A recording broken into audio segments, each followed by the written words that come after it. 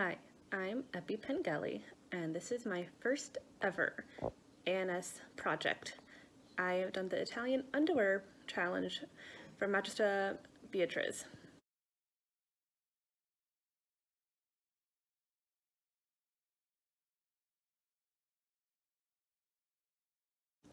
So what I'm wearing is based off of a 16th century boy's shirt, an Italian shirt, and I want to tell you a bit about it. So I used fabric that I already had because for my first ANS project, I was less concerned about it being perfect and more about it getting done.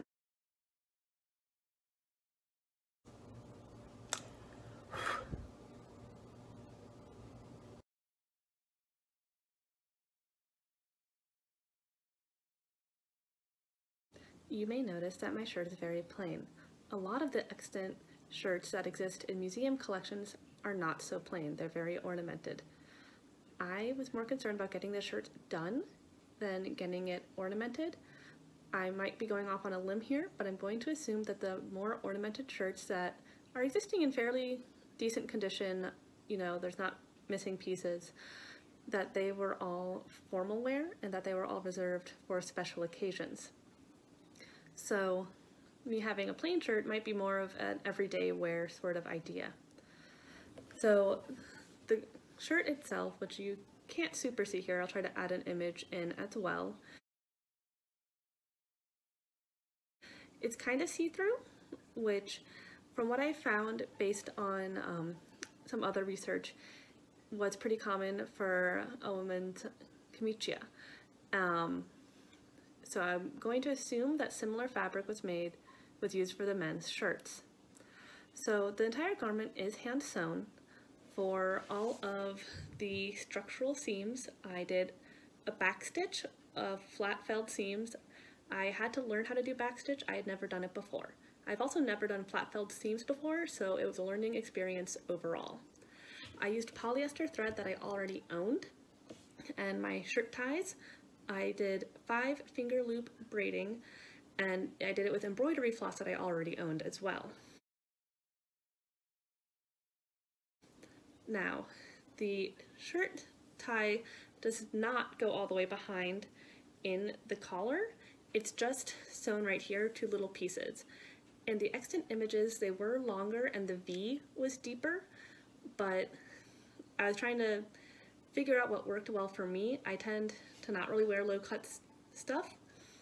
When I first made this shirt, I actually had the collar already cut, and when I went to go do a gather to then add the facing, the neck hole was too small. So I had to redo that and make it about an inch bigger all the way around and cut the V coordinate and also cut the V longer. So I also had to learn how to do a gather. I did 2 parallel stitches underneath the facing, which so now you can't see it, but I did 2 rows of stitches. To do the gather, I didn't pin it or anything, I kind of just did it and freehanded it. I'm not entirely liking how it's sitting on my shoulders, which might be because of doing the freehand gather. The facing for both of them is wider than what I saw on extant images, but I had never done this before, and so I figured a little bit more was better than not enough.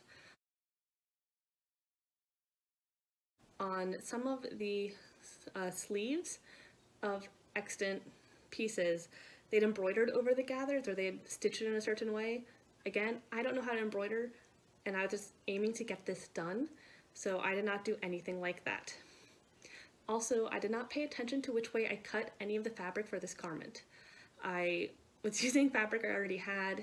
It's my first ANS project, and so I was very much more concerned with making sure that it was functional than making sure that it was entirely historically accurate or the most durable thing ever. It's really not my style. I tend to wear older clothing, so I'm not exactly sure when I'll use the shirt, but it seemed like a good thing to have, and it'd be more functional for me than a woman's smock. So I just cut, about 2 inches of fabric in a strip and sewed it on. I attached all of the facing with backstitch as well. For finishing the V's in the cuffs and on the neck, I used just a basic straight stitch. For finishing the bottom hems and everything, as you see my sweatpants, I just did a whip stitch and folded it in. While this is a very basic shirt, I owe a lot to the researchers that came before me, specifically the Honorable Lady Perrin Rose Whitehorse. She wrote a great paper that I tried very hard to not plagiarize from for the 2012 Meridier's Kingdom Arts and Sciences competition, which she has online as a PDF and I have linked in my bibliography. I used a lot of the information she had. She had an appendix with some shirt measurements from boys' shirts and other extant clothing. She also had what types of stitches were used and close-up images of the detail work in that regard, as well as different measurements that she used for making her garment. I had thought I took notes of all my measurements. I cannot find them now. So I'm not exactly sure what size this shirt is. It basically fits me. So, it's a little baggy, but most things are. So that's okay. So I really appreciate the work that she had done because it helped show me what to do. Realm of Venus website was also very useful with finding images for extant examples. Now, one thing that there's two things that kind of got in my way or that were difficult for me. One is that Janet Arnold has multiple books on garments, and her fourth book, which the exact name is currently escaping me, I did not buy because it was cost prohibitive, but it was referenced on both the Realm of Venus website as well as in the document I mentioned before. So I'm sure that if I bought it, I would have learned more and have been able to make a more historically accurate garment.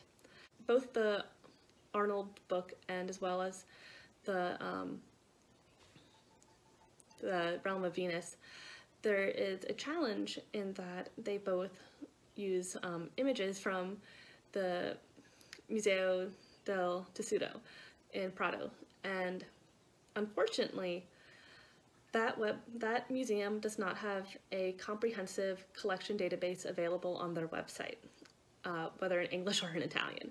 So I was unable to look through the collection database to try to find higher resolution images, such as something that I found other images on the Met and with other museums, but unfortunately the garments that I found most interesting were not available.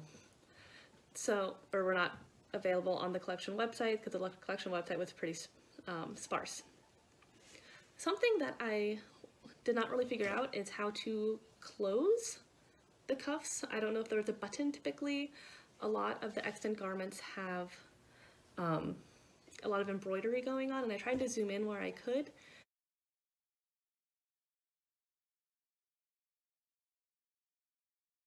But unfortunately, I could not really get a good image on what was going on there. I don't know if they're tied down. Something I would want to do differently in the future is look at more portraits and other pieces of artwork for some of those detailed information rather than just relying on extant garments.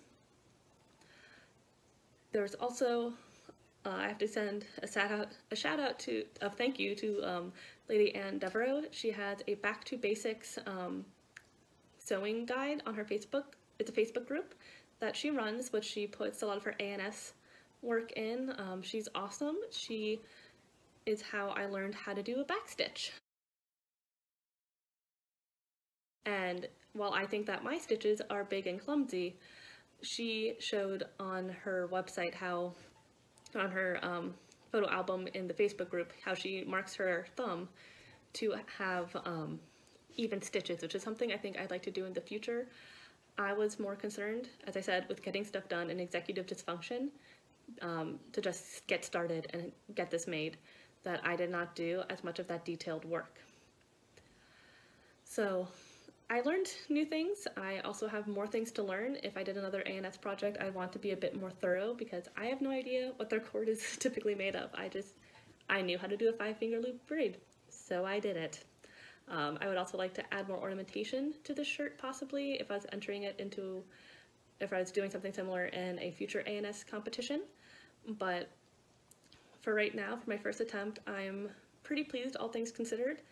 And I'm also going to attach a PDF of my documentation that also talks through some of the things that I did that I maybe did not cover in this video. Thank you.